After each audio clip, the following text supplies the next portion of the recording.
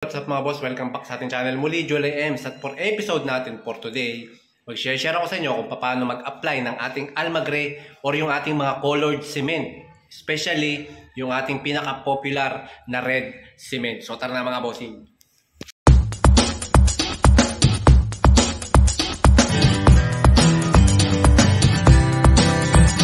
Yan, so bali mga bossing, sa pagtatapping pa lang natin, preparation ng flooring, so kinakailangan basang-basa siya. So para mas mahaba yung ating playing time nung ating paglalagay ng ating red cement or ng ating Almagre. So kasi mas maganda kasi hindi siya tuyong-tuyo. Kasi pag tuyong-tuyo siya, so yung Almagre natin, yung ating flooring, ay mabilis matuyo. So pag budbud natin ng ating Almagre, sisip-sipin ka agad siya ng flooring. So hindi natin siya mahahagod ng maganda.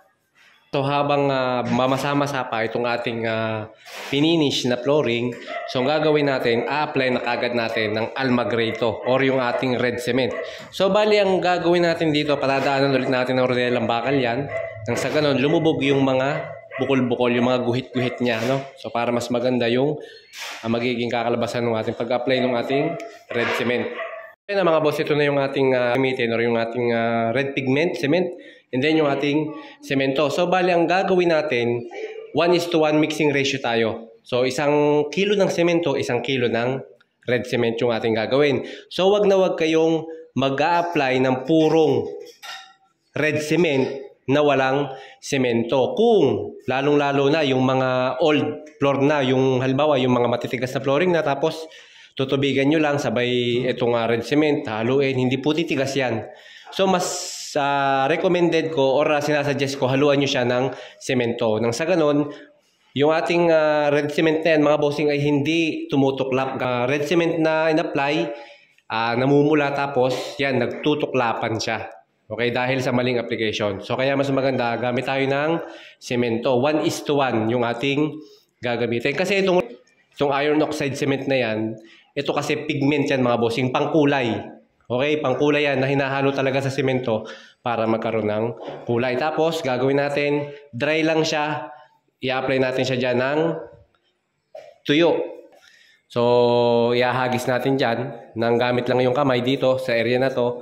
Tapos, hahagulin natin ng ordelang bakal.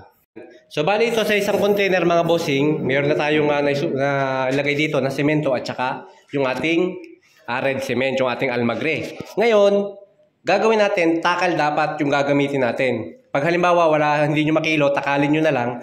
Para kung sample na kulangin kayo dito sa area na ginawa ninyo, hindi magbabago yung timpla ng ating red cement. Okay? Tapos haluin nyo lang. Kahit kamay lang ipanghalo nyo mga bossing, okay na yan kasi kakamayin din naman natin ito mamaya. And then kung gusto nyo ng dark color, halimbawa gusto nyo medyo dark talaga yung pagka-red niya, konti lang yung semento. Kunyari, 1/3 ng semento, o kaya 1/4 ng semento, 1/3 yung ating red cement. Ayun. Yan, haluin nyo lang mabuti ng ayos. Tapos kapag yan ay naghalo na silang mabuti, okay yung semento natin at saka yung Almagre, pwede nating umpisan yung application nito. Mga bossing, remind ko lang sa inyo, itong ating red cement na to, so hindi naman to talaga actually semento sa inaakala nyo. Yung tumitigas, ito mga bossing ay pigment or sa madalit salita, pangkulay mga bossing ng ating mga semento. Hinahalo siya sa talagang semento para maging kumulay. Ayan, katulad nito mga bossing, ito sample. Kahapon pa yan, oh. 'Di ba? Kahapon pa to. Binasa ko, kita nyo, hindi siya tumitigas. 'Di ba? Oh, hindi siya tumitigas. So kaya itong ating red cement na tinatawag is hinahalo talaga natin to sa semento para tumigas siya, hindi siya magtuklapan at hindi kumulay sa paa, hindi siya magpupulbos.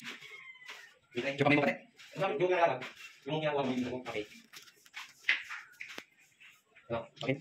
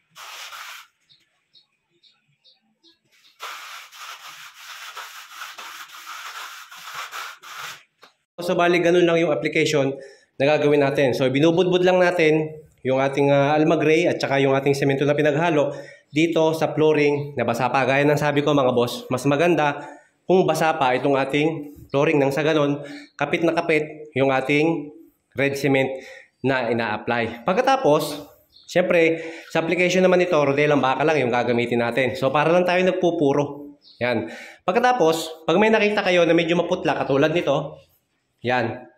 May maputla, ang gagawin nyo, kuha lang kayo ng konting hinalong Almagray at saka yung ating semento. Budbudan nyo lang ulit yung mga part na maputla. Yan. Pagkatapos, hahagulin ulit natin ng rodelang bakal. So para maging pantay yung kulay ng ating flooring. Ayan. So ganyan lang kabilis mga bossing yung application ng ating red cement sa ating mga flooring na ginagawa. So ganyan lang, 'di ba? Napaka-basic lang mga boss. Ayan, so alam nyo mga boss nung araw, kung natatandaan nyo, early 80s, 90s, pagandahan niya ng Almagray nung araw, no? So sikat na sikat yung Almagray, lalong-lalo na yung ating red cement. So actually maraming kulay itong ating Almagray. May yellow, may brown, may orange, green, blue, gray, puti, napakarami na ngayong kulay. Pero sikat na sikat talaga nung una yung color red, yung pula. Yan yung talagang kalimitan nakikita ko nung bata pa ako sa mga bahay. So pag naka-Almagray ka, naka-red cement ka, ano ka na noon, medyo mayamanin na yung dating mo. Tapos pag yan ay habang binubunot, kasi nung araw binubunot yan para kumintab ng kumintab. So actually nagpe-fade din siya, nawawala din yung kanyang red cement, lalabas yung semento, pero matagal. Siyempre kakabunot hanggang sa mawala. So yung mga nakaabot nung Almagray, nung red cement na bahay, napakaganda nung una niyan. So ngayon nga lang, so hindi na siya masyadong gamit sa mga modern house, di ba? So actually ginagamit na lang natin ngayon yung mga Almagray sa mga pang-design, tapos sa ibang portion ng bahay natin. So hindi na talaga siya gamit na gamit actually sa buong bahay. At ayun na mga master boss, yung ating finished product ng ating ginawa. Ayan. So ganyan lang kasimple mga bossing.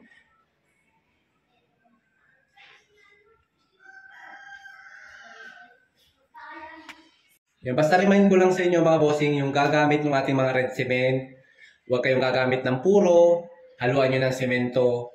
Tapos pagdating naman dun sa mga application, dun sa old flooring, yung mga matitigas ng flooring, yung mga matagal ng flooring, tapos gusto nyo lagyan ng red cement, gusto nyo i-Almagray yung flooring ninyo, and then may gagawin akong video dito kasi meron ditong part ng bahay na gustong lagyan ng red cement na yung existing na flooring matagal na. So ipapakita ko naman sa inyo yung diskarte pag ganung matatagal na. So ito yung diskarte natin pag new flooring, no? So bagong gawa yung flooring, automatic latag na agad tayo ng Almagray. Pwede tayong gumamit ng purong Almagray red cement kung bagong flooring lang or basa pa yung ating flooring. So para mag-mix at tumigas yung ating red cement, hindi siya mapupulbos. Kasi pag wala yung hindi siya napahalo sa semento or sa halo, pupulbos talaga siya mga bossing. Tutuklap, and then ayun na nga, matatanggal ka agad.